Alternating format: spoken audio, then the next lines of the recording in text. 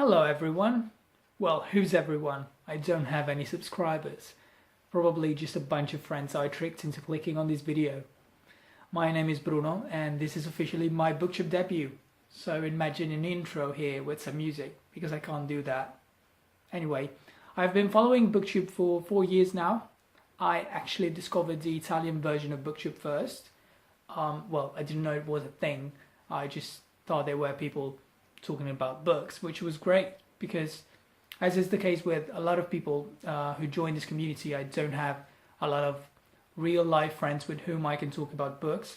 So it was a great way to find new suggestions and shape my reading taste. And it was in one of those videos that I heard about Goodreads for the first time. So then I joined Goodreads and I started reading more and more books in English. And I found out there were people on YouTube discussing books in English. What a surprise. And I started subscribing to them, and here I am. Although I'd never thought I'd open my own channel, because let's be honest, these people are so eloquent and well-spoken and funny, and I thought, what have I got to add to that conversation?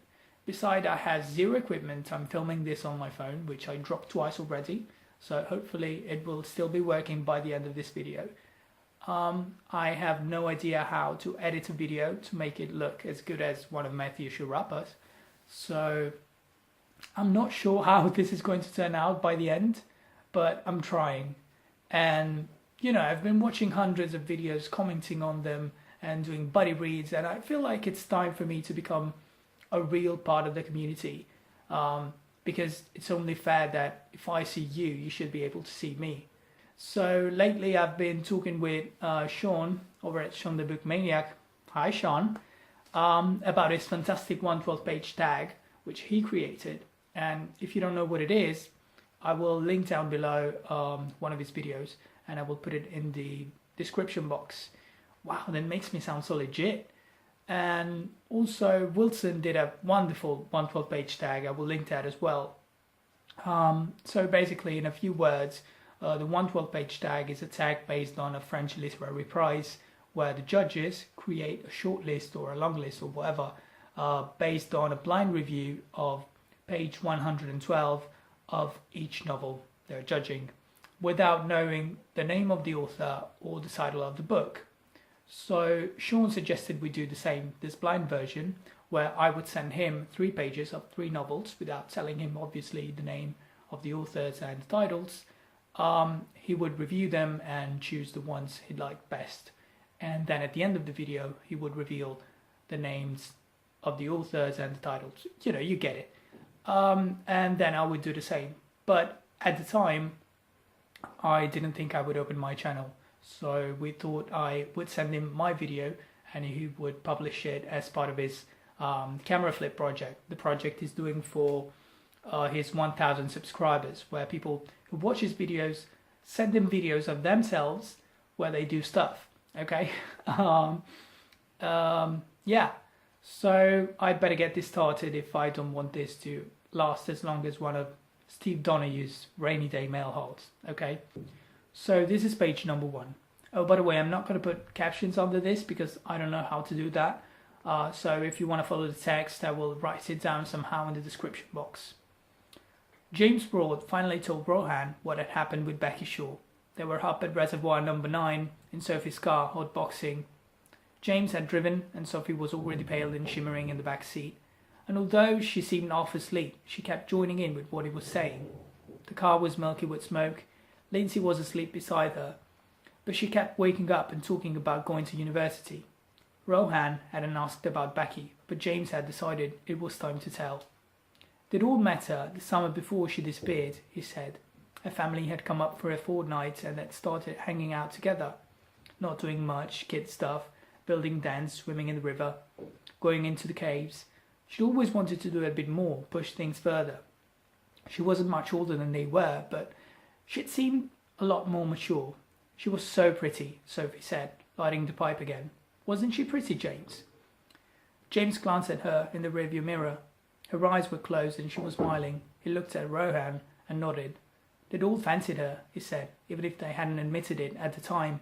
There was something exciting about her, he said, She talked us into climbing the fence round the quarry, and she was the first one to jump off the rope swing.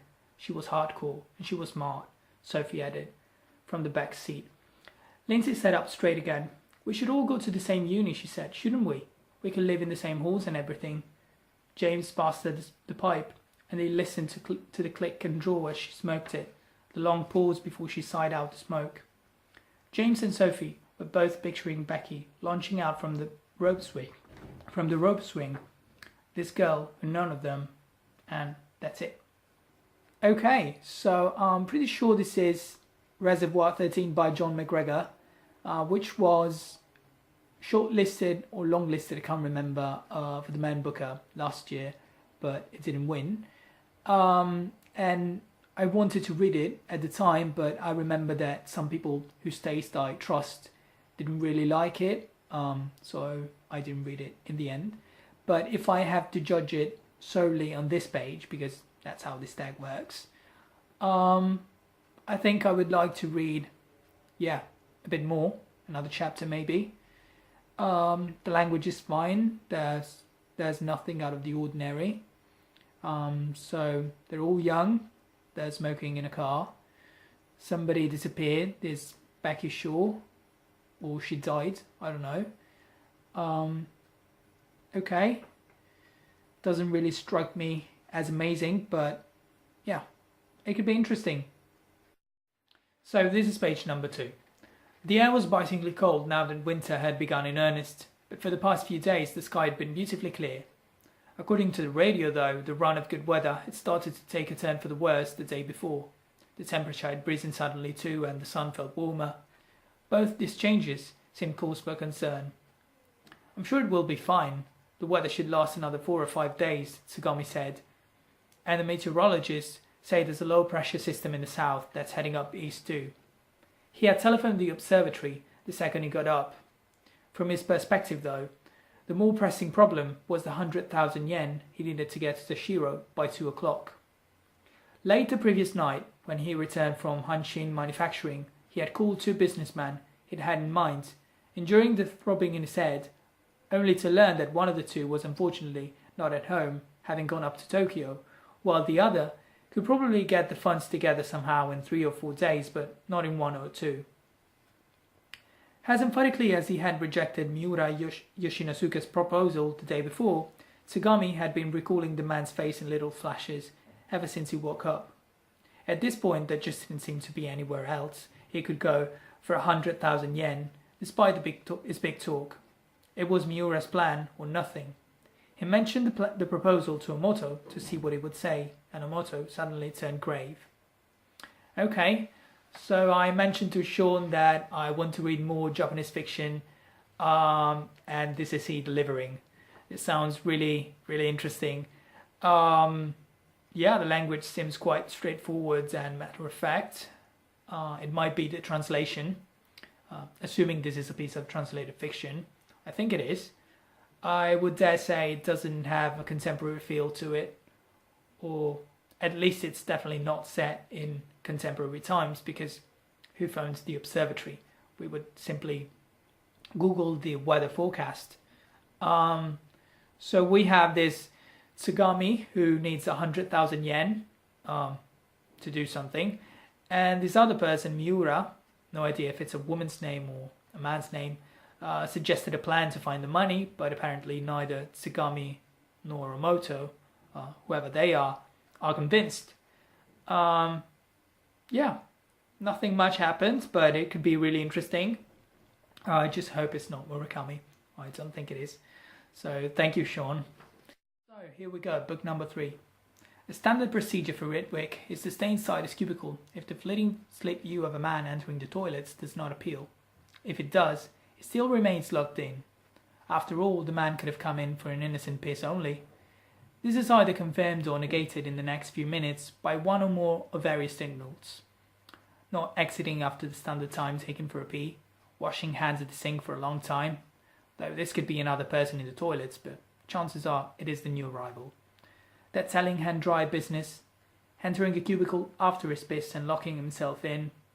It is like a problem in logic, if P then not Q, but only after a finite set of conditions. A, B, C, N has been satisfied. And yet, it lacks the fixity of logic because the elements of the set to be satisfied have margins of uncertainty themselves. For example, how can entering a cubicle after a reasonable time spent at the urinal be taken as a certain sign of cruising? But even if in these cases the laws of probability work to the advantage of the cruiser, everything could come down like a house of cards. If the final checking out doesn't lead to the neat snuggling of two desires fitting each other like identical spoons, everything is predicated on that meeting. There are a number of ways leading to it. Number 1, standing at the pissoir, his cock out, massaged to erection, he hides it and pretends he has just finished peeing, shaking the last dribble off it if some kosher pisser enters the toilet. Sometimes he just buttons up and enters his cubicle. If it isn't a genuine pisser and he likes the look of the man, he stands there, making obvious what he's doing. Chances of a hit on this one, 50-50, 50 for his liking the man, 50 the other way around.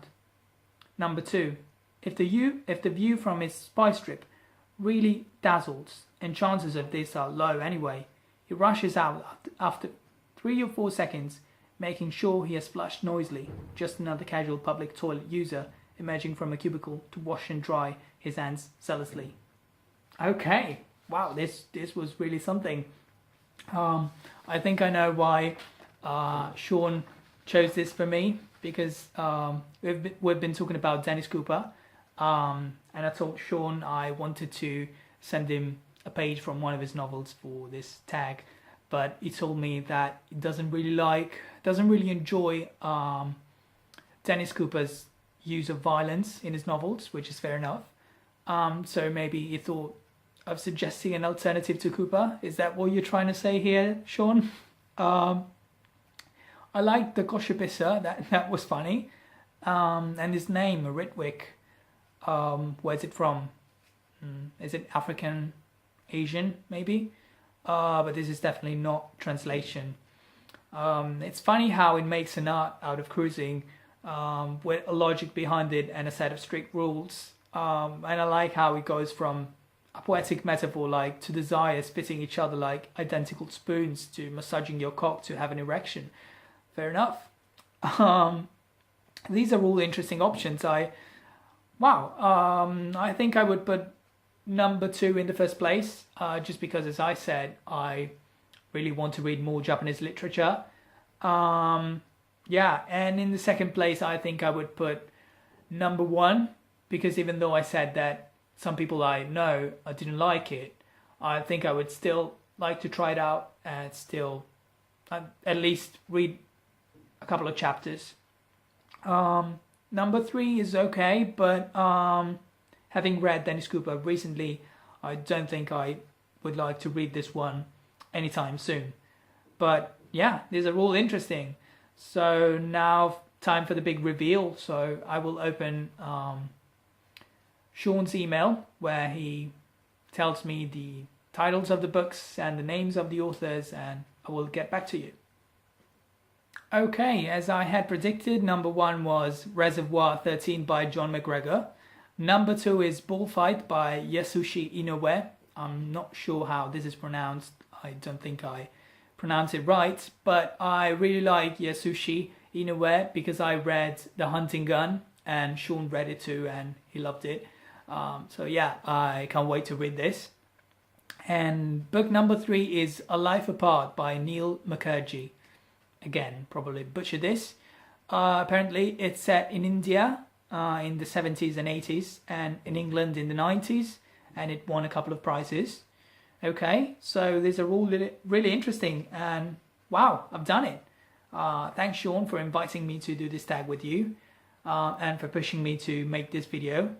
I'll probably post my next video in September because I hadn't realized it would take such a long time and I need time to read. How do you do that, people? How do you do that?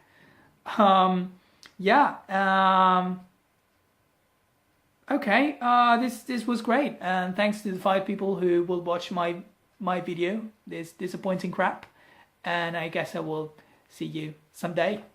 Bye.